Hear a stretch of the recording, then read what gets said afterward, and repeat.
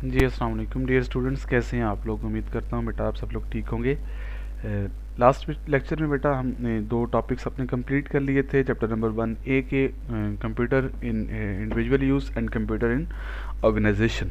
आज से हम एक अपना नया टॉपिक जो कि इस चैप्टर का लास्ट टॉपिक है, जो कि simply just a reading topic. ये वो तमाम बातें हैं जो हमें पता हैं, लेकिन यह कि हम इसे एक दफ़ा रिवाइज़ करेंगे अपनी आसानी के लिए कि कंप्यूटर्स यूज इन सोसाइटी के हमारी सोसाइटी के अंदर कंप्यूटर आर्किटेक्चर का क्या यूज़ है, कंप्यूटर का क्या रोल है, या उसे हम किस लिए यूज़ कर रहे हैं। More impact than any other invention. Simple सी बात है कि जितना इम्पैक्ट कंप्यूटर आर्किटेक्चर ने डाला है, इतना इम्पैक्ट किसी और इन्वेंशन ने हमारी सोसाइटी के ऊपर नहीं डाला। देखिए ना, ये टैबलेट्स, ये स्मार्टफोन्स, इन तमाम चीज़ों ने बहुत ही पुरजोश तरीके से हमारी सोसाइटी को क्या किया है, ऑटोमेट किया है, रिलेट किया है, शेयर्ड किया है। ठीक है ना। तो इससे बड़ी इन्वेंशन हमारी सोसाइटी में है ही नहीं। तो इसलिए वो कहता है कि more impact than any other invention, कि तमाम इन्वेंशन से ज़्यादा इम्पैक्ट जो हमारी सोसाइटी पे हुआ है वो किसका हुआ है, वो कंप्यूटर इन्वेंशन का हुआ है। Change work and layer activities. Simply आप देखें, कुछ लोग पहले मैनुअल काम करते थे, खाते मेंटेन करते थे, कापियाँ बनाते थे। खुदा ना खास्ता किसी का खाता ढूंढना पड़ता था तो वो कभी कापी नहीं मिलती थी, कभी कोई पेज नहीं मिलता था। तो आजकल क्योंकि चीज़ें सारी कंप्यूटराइज हो रही हैं, अब सिंगल क्लिक के ऊपर आपको 100 साल पुराना रिकॉर्ड भी चाहिए तो वो आपको मिल सकता है। Use by all democratic groups. Demographic groups use करते हैं जी। Computers are important because provide information to user. ये इम्पोर्टेंट क्यों है?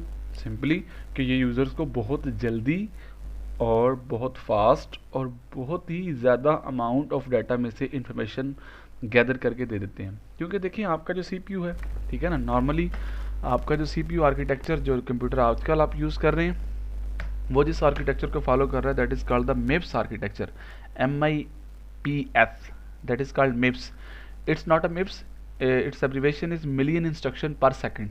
कि आपके कंप्यूटर का जो सीपीयू है वो 1 मिलियन इंस्ट्रक्शन पर सेकेंड एग्जीक्यूट कर सकता है। तो आप सोच सकते हैं कि उसकी स्पीड कितनी होगी। तो एक ह्यूमन बीइंग्स जो एक रिकॉर्ड फाइंड करने में 4-10 दिन लगा सकता है, कंप्यूटर उस रिकॉर्ड को फाइंड करने में with in a second, with in a minute उसको फाइंड करके आपको दे देता है। तो इसमें हमारी यानी कि ज़िंदगी इस इन्वेंशन ने बहुत आसान बनाई। Information is a critical in our society.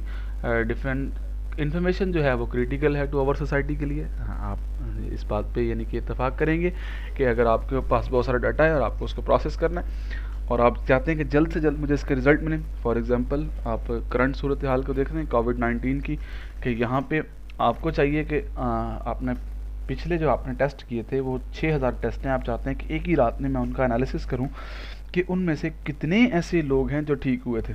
अब अगर आप मैनुअली आपके पास रजिस्टर पर नोट हों तो आप 6000 लोगों का डाटा देखें तो मेरे ख्याल से एक रात में पॉसिबल नहीं होगा कि आप उसकी रिपोर्ट बना सकें। और अगर आपने कंप्यूटर में डाटा सेव किया हुआ है तो आप क्या करें, जस्ट अ सिंगल क्लिक आप विद इन अ मिनट अपनी सारी रिपोर्ट देख सकते हैं कि किस तरीके से बंदों को, यानी कि जो कोविड है उनमें से कितने लोग सेहतयाब हुए थे और कितने लोगों की डेथ हुई थी।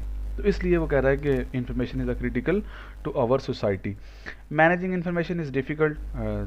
सिंपल सी बात है कि इन्फॉर्मेशन को मैनेज करना, उसको रखना, उसको स्टोर करना ताकि हम उसे फ्यूचर में यूज़ कर सकें, ये एक मुश्किल टास्क था। लेकिन कंप्यूटर ने आके हमारे ये प्रॉब्लम सॉल्व की कि उसने हमें स्टोरेज प्रोवाइड की कि हम अपने कंप्यूटर के अंदर कोई भी फाइल सेव कर देते हैं तो वो सालों साल पड़ी रहती है। हम कभी भी उसको एक्सेस करना चाहते हैं तो हमें वो उसी हालत में मिलती है जिस हालत में हमने उसे सेव किया होता है। Computer at home. Many homes have multiple computers. आप ये बात देख सकते हैं कि एक घर में एक से ज़्यादा कंप्यूटर हो सकते हैं। Most American homes have an internet. Computers are use for business, entertainment, communication and education. अब घरों में देखें, कंप्यूटर का इस्तेमाल इन तमाम हवालों से होता है। कुछ लोग फ्रीलांसिंग करते हैं, जिसे आप ऑनलाइन अर्निंग का नाम भी देते हैं। ठीक है, तो वहाँ पे क्या है, उस घर में जो कंप्यूटर, एक बंदा एक घर में यानी कि कंप्यूटर जो है वो बिज़नेस के तौर पे कैसे यूज़ कर सकता है कि वो फ्रीलांसर है, ठीक है, वो डेवलपर है या वो ग्राफिक डिज़ाइनर है, वो लोगो डिज़ाइन करता है, तो वो लोगों को बना के देता है, उनसे पैसे लेता है।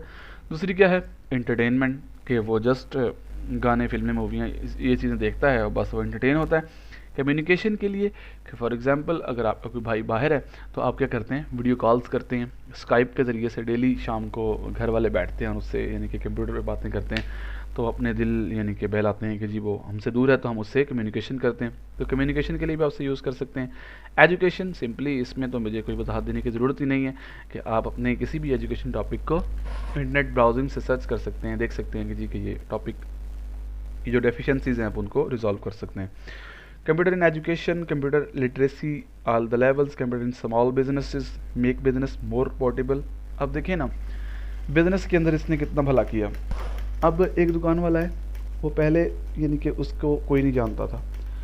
अब सिंपली देखें, ये जो आजकल एक एप्लीकेशन है फूड पांडा के नाम से, वो क्या है, वो एक कंप्यूटर सिस्टम है, एक ऑटोमेट सिस्टम है कि आप घर बैठे ही जो है वो कोई भी चीज़ आप देख सकते हैं कि पूरे पाकिस्तान में आप कहीं पे भी हैं, आप फूड पांडा की एप्लीकेशन खोलें, फूड पांडा को ओपन करने के बाद आप देखें कि आपके नज़दीक कौन कौन से रेस्टोरेंट हैं, और वो आपको बता देगा कि ये रेस्टोरेंट आपसे इतने मिनट की दूरी पर है, और आप उसमें से यानी कि अपना ऑर्डर बुक करवा दें और वो कुछ ही मिनट्स के बाद वो खाना लेकर आपके दरवाजे पे पहुंच जाएगा, उनका जो नुमाइंदा है।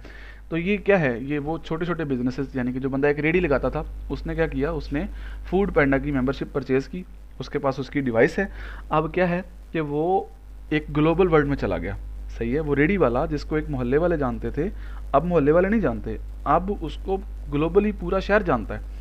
यानी कि उसके नज़दीक कोई बंदा अगर इस्लामाबाद से आया हुआ है और वो इस एरिया में रुका है, और वो भी अगर अपने मोबाइल से सर्च करेगा तो उसको भी वो रेडी वाले की शॉप उस मोबाइल में नज़र आएगी कि हाँ भी ये सर्विसेज दे रहा है, तो वो भी उसकी चीज़ परचेज कर सकता है। तो ये बिजनेसेस को इसने काफ़ी यानी कि इम्प्रूव किया।